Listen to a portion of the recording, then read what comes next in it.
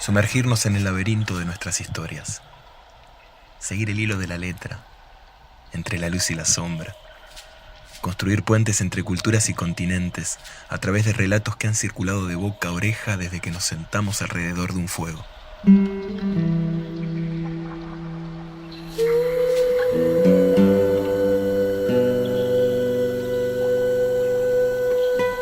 En el laberinto. ¿Se imaginan necesitar papeles para poder viajar de una ciudad a la otra? ¿Un pasaporte? ¿Alguna prueba de identificación que además hable de tu oficio y sin eso no podés salir ni de tu ciudad ni de tu provincia? Bueno, esto pasaba en lo que actualmente es Alemania hace más de 150, 200 años. Y un hombre llamado Franz Xaver von Schönberg recogió esta historia que empieza un poquito antes del problema del pasaporte. Y empieza con un granjero. Dicen que había un hombre, un granjero, que tenía un hijo tan haragán, que el joven era capaz de ingeniárselas para buscar las 1001 excusas con tal de no ir a la escuela, o con tal de no ir al campo a trabajar con su padre. No le interesaba aprender los ritmos de la tierra y tampoco le interesaba aprender las letras. Sin embargo, siempre tenía algún plan, alguna idea, algo que con su ingenio hacía que se las rebuscara y que de una manera u otra terminara ganándole a su padre o ganándole al maestro. Y el padre, en un momento exasperado por este tema, dijo: no importa, vamos a buscarte un oficio, ya que no querés la escuela, ya que no querés la granja, no querés el campo, vamos a buscar un maestro oficial para vos. Y probó con uno, y probó con otro, y probó con otro, hasta que finalmente encontró el oficio ideal para su hijo: ladrón. Pero no cualquier ladrón, ladrón oficial. Y lo terminó poniendo de aprendiz de un maestro ladrón. Y el joven se recibió de maestro ladrón después de sus años de aprendiz. Dicen que cuando volvió del padre, el padre lo felicitó, le deseó éxitos en esta nueva carrera que él ya tenía y le dijo que, bueno, como buen ladrón tenía que buscar su fortuna en otra parte, no en su propio pueblo. Y el joven decidió buscar fortuna, pero para eso necesitaba papeles. Papeles que eran como un pasaporte, que tenían que hacerse frente al juzgado, frente al servicio administrativo del pueblo, del imperio alemán en ese momento. Bueno, todavía ni siquiera era imperio, pero bueno, en este reino. Y así fue que se presentó frente al magistrado y frente al juez y a los oficiales para hacer sus papeles de viaje.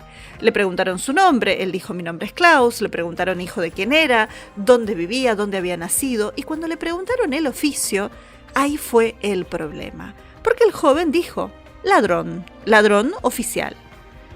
Cuando los magistrados lo escucharon, cuando el juez lo escuchó, se empezaron a reír a carcajadas y empezaron a burlarse de él y decirle: ay, vamos, un joven que todavía tiene rosa en las mejillas, que todavía no le ha salido barba, un ladrón, un maestro ladrón. Usted es un aprendiz de ladrón como mucho, pero ¿para qué quiere viajar? No, usted no puede ser un ladrón, no le vamos a poner en los papeles que usted es un ladrón. Y el joven empezó a insistir que él quería en sus papeles que figurara su oficio, porque para eso había seguido años a su maestro y había aprendido, y él era un maestro ladrón, un oficial ladrón como correspondía. Para ese momento el juez, que ya lo miraba con una superioridad insoportable, le dijo: te voy a dar 3 pruebas para que me demuestres si sos tan ladrón como decís. La primera va a ser que logres robar mi caballo. Va a ser algo imposible. Es más, si aunque yo te diera permiso para robarme el caballo, no lo vas a lograr. Y el joven, que ya para este entonces estaba con el pecho inflado y la cara roja y con todas las ansias en la sangre de demostrar que sí era un ladrón maestro y no un aprendiz, bueno, el joven lo que hizo fue aceptar el desafío. Y esa noche, mientras el caballo del juez estaba custodiado por 2 hombres, uno a cada lado, y 2 hombres más, uno enfrente y otro detrás del caballo, todos sujetándolo o de la crin, o de la rienda, o de algunos de sus aperos, se apareció en el medio de la noche, que era una noche bastante fría, un viejito tan lamentable, con su bastón rengueando que apenas se podía mover, que venía temblando por ese frío terrible del invierno alemán, que terminó pidiéndole refugio a la gente del establo, un rinconcito, un poco de paja fresca para él poder acostarse arriba y ahí dormir. Y en agradecimiento les dio una botella de vino, de un vino fino. A lo cual los 4 guardianes agradecidos brindaron y prontamente cayeron dormidos profundamente, porque en ese vino tan fino había una pócima para dormir. Y el anciano, ese anciano tan lamentable con su bastón que se acercaba rengueando, que había pedido con tanta humildad un lugar para dormir, ese anciano tiró el bastón, se quitó la capa y ahí debajo del maquillaje, debajo de la actitud corporal, ahí estaba el joven ladrón, que ni lento ni perezoso tomó el caballo y se lo llevó hasta la puerta de la casa del juez. Y ahí lo esperó. Esperó a que se despertara y cuando el juez lo vio se dio cuenta de que sí, efectivamente le había robado el caballo. Pero no, la segunda prueba iba a ser imposible. Le dijo que la segunda prueba, aún más complicada, iba a ser que le robara la sábana de su propia cama, el juez, que si este joven podía robarle no solo la sábana de su propia cama, sino también el anillo de casados del dedo de su esposa, el juez tal vez iba a empezar a admitir que tal vez el joven no era solo un aprendiz de ladrón, sino algo más. El joven aceptó la prueba y esa noche el juez, que estaba muy atento a lo que pasaba en su casa, sintió un ruido en la parte externa de su pared cerca de la ventana de su habitación y cuando se asomó vio que había una escalera. ¡Ay! En la escalera notó que había una sombra de alguien que estaba subiendo la escalera y entonces el juez tomó una maceta y la tiró arriba de esa figura y esa figura cayó como un bulto al piso desde la escalera, desde la altura. El juez, preocupado pensando que había matado al joven, bajó corriendo y mientras tanto, el joven, imitando la voz del juez en medio de la oscuridad, la llamó a su esposa y le pidió que por favor le diera la sábana de debajo de la cama para envolver el cuerpo del cadáver del ladrón, porque él accidentalmente lo había matado. Y cuando la esposa en medio de la oscuridad le alcanzó la sábana, el joven con mucho cuidado le quitó el anillo de casada del dedo sin que ella se diera cuenta. Mientras tanto, el juez, que había bajado y había salido en el medio de la oscuridad a ver si estaba el joven muerto al pie de la escalera esa que había estado trepando, lo que se encontró fue con un puñado de huesos envueltos en una capa que habían estado atados un poco flojos a esa escalera. A la mañana siguiente, el joven se presentó frente al juez con la sábana y con el anillo. El juez ya sabía, porque ya la esposa le había dicho, pero si yo te di la sábana, pero si yo te di el anillo, ya lo anticipaba. Y tuvo que aceptar que esta segunda prueba el joven la había superado. La tercera prueba del juez era tal vez la más difícil, o eso pensaba el magistrado, porque era robar no un caballo, no un anillo, no una sábana, sino a una persona viva. Le dio al joven aprendiz de ladrón, o oficial ladrón, o maestro ladrón, lo que él quisiera llamarse, le dio la última prueba. Tenía que robar al maestro del pueblo. El maestro del pueblo, que era un hombre muy curioso, muy atento, muy despierto, y al cual iba a ser imposible engañar.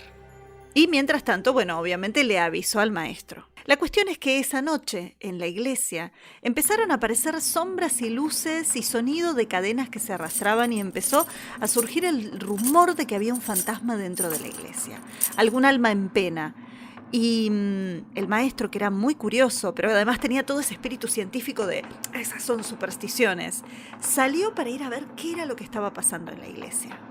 Lo que había sucedido dentro de la iglesia era que el joven había reunido a un grupo de animales, algunos cangrejos a los cuales les había puesto unas pequeñas velas encendidas arriba de su caparazón y los había dejado recorriendo a su modo, digamos, el interior de la iglesia.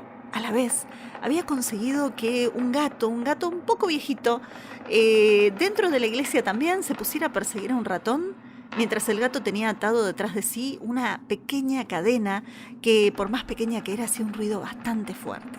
Y todo este barullo entre los cangrejos caminando con las velas encendidas y el gato tratando de atrapar a ese ratón, hizo que sí se levantara un ruido y una serie de luces y un efecto tan extraño que todo el pueblo quiso ir a ver. Pero por supuesto el maestro fue el primero.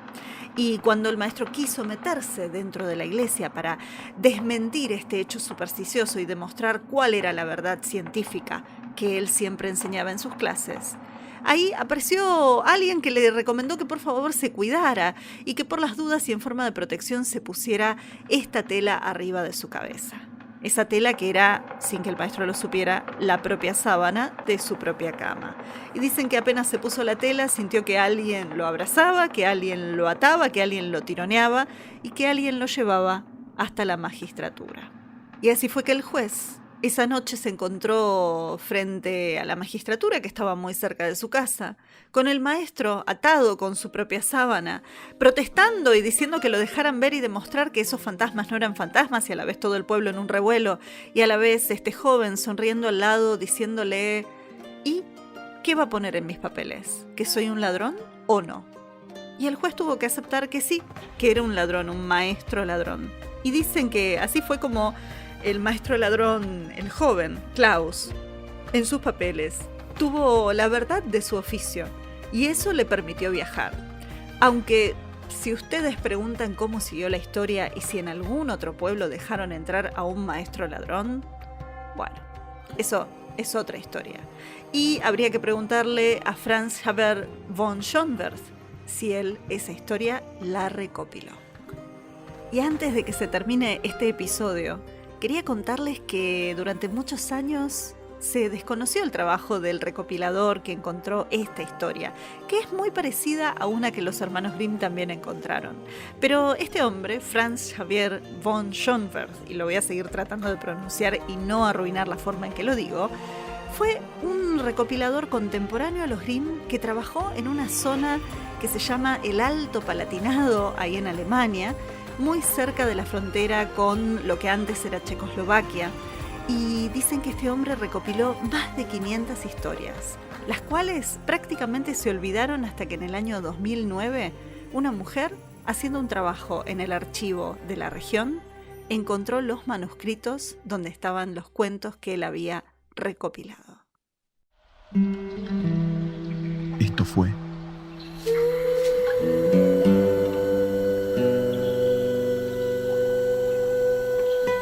En el laberinto.